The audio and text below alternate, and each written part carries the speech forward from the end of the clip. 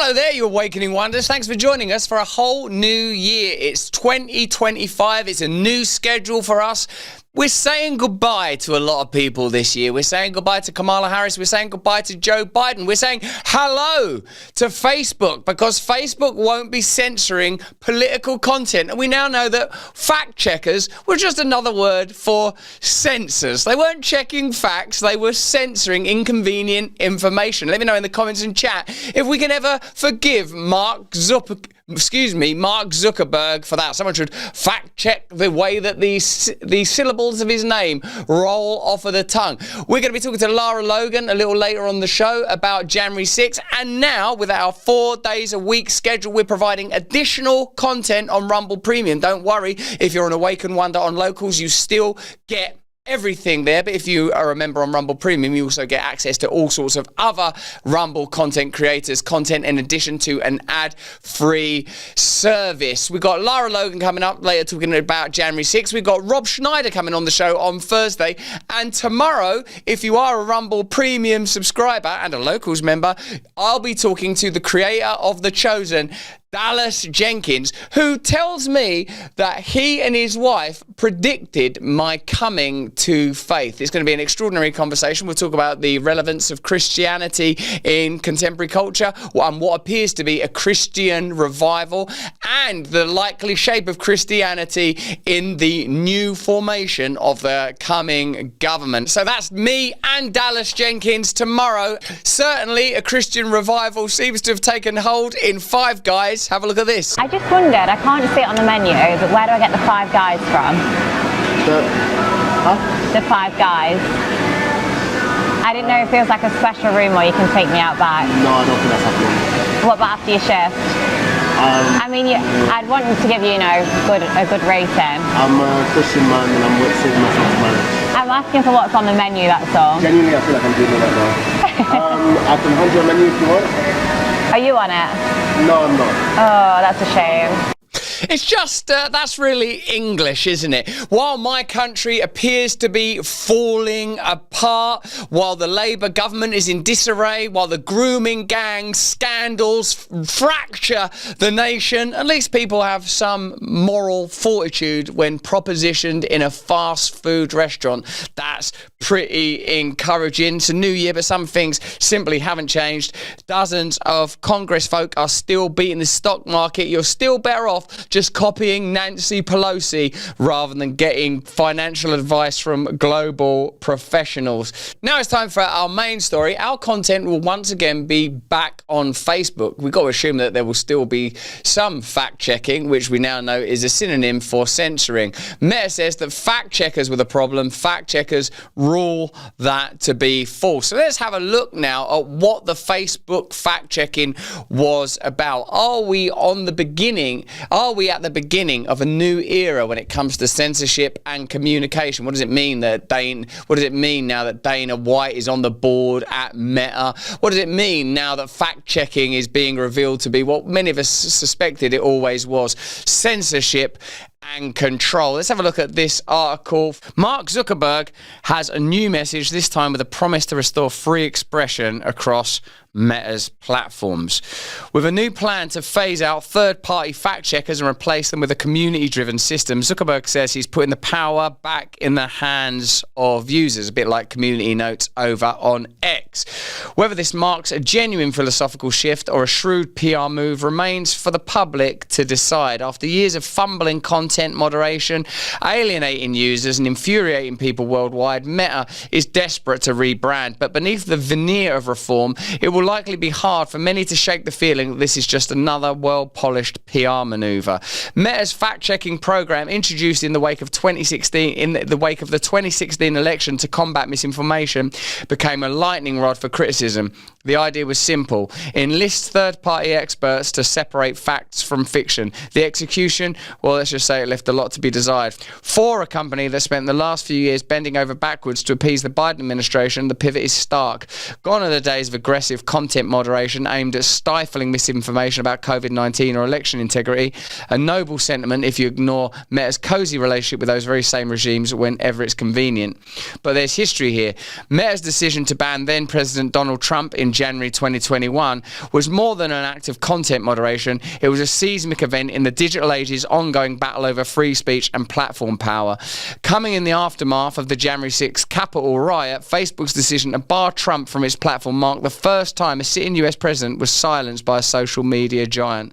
Meta cited Trump's posts as violations of its policies against inciting violence, but the move left the nation divided, sparking applause from critics and outrage from free speech advocates. At the time, Zuckerberg defended the decision as necessary to prevent further violence, yet the ban, initially temporary, morphed into an indefinite suspension. When Facebook's oversight board, a body Meta itself created to add legitimacy to decisions, reviewed the case, it upheld the suspension but scolded Meta for failing to outline clear standards for banning political leaders. This lack of consistency added fuel to the fire, intensifying criticism of Facebook's opaque decision-making and amplifying concerns about tech platforms' unchecked power over political discourse. It's actually not been that long since Facebook banned Donald Trump, and since all of us and people in my community and people that use the sort of independent media that you're used to came to regard Facebook as just a place for families and the elderly. I don't use Facebook especially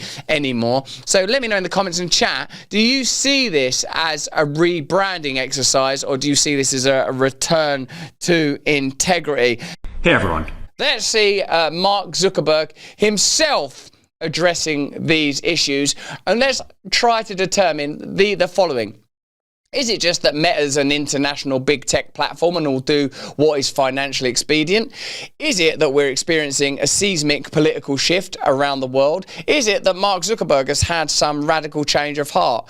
Are we witnessing a new era of free speech and open communication? And all of the powers that were coalescing around neoliberal centre-left parties that now appear to be in decline and disarray, with the resignation of Trudeau, the British Labour government, in total despair and meltdown, and the victory of Trump in the United States of America. Where is all that power now going to situate itself, and how will it be expressed? Let's have a look at Mark Zuckerberg speaking directly to us about this subject, and we'll be able to look right in his eyes and see if we trust him. I want to talk about something important today, because it's time to get back to our roots around free expression on Facebook and Instagram. I started building social media to give people a voice. I gave a speech at Georgetown 5 years ago about the importance of protecting free expression, and I still believe this today.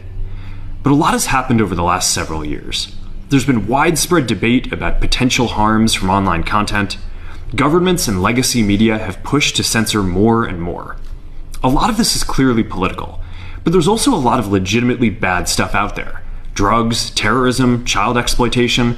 These are things that we take very seriously, and I want to make sure that we handle responsibly. It's interesting, really, because the online space is perhaps best regarded in the way that you might regard physical space. It's like a territory, it's like a nation, a state, a town, or a county. And in any nation, state, town, or county, you will experience the malign as well as the benevolent. So of course online there are legitimate reasons for concern. There is child exploitation, there is pornography, there is terrorism, and there are all, and by the way, there are conversations about most of those subjects. You know, like part of the cultural divisions that we've been experiencing so starkly are because some people see things that we regard as child exploitation as potentially appropriate fashion imagery and symbols. And when it comes to terrorism, there are some people that regard terrorists as freedom fighters. One man's terrorist is another man's freedom fighter. And when it comes to drugs, there are people that say that we should have free access to drugs. So every single one of the bullet points listed there have complex moral arguments around them. I guess the issue is, who is the arbiter of morality in each of those subjects, and where do you derive your political and moral authority from? Particularly if you are ultimately a secularist, rationalist, individualist and materialist who believe that humankind are the apex of authority and power. So quickly, while Mark Zuckerberg appears to be positioning himself as a person who's just trying to ride his way through the rhythms and tides of an ever-shifting culture, and perhaps that's legitimate and true. I don't know Mark Zuckerberg's heart. Maybe he is someone who's just trying his best. Perhaps he is just like, you know, he is ultimately, I suppose, just a human being who invented something that became phenomenally successful and relevant and significant, and ultimately a tool of political, corporate and commercial power. And now he, like all of us, is just trying to operate within those systems. The challenge, I reckon, comes when we seek to regulate any of these spaces. Mark Zuckerberg's clearly moved from kowtowing, as that article in Reclaim the Net said, to Biden and centrists and globalists, and is now repoing himself at the most political level, it looks like, and the most obvious level, let me know in the comments and chat if you agree with this, with new and resurgent nationalist right-wing powers and authority. But ultimately, though, where is a true and reliable authority that's not going to come and go with each administration, with each election? So we built a lot of complex systems to moderate content.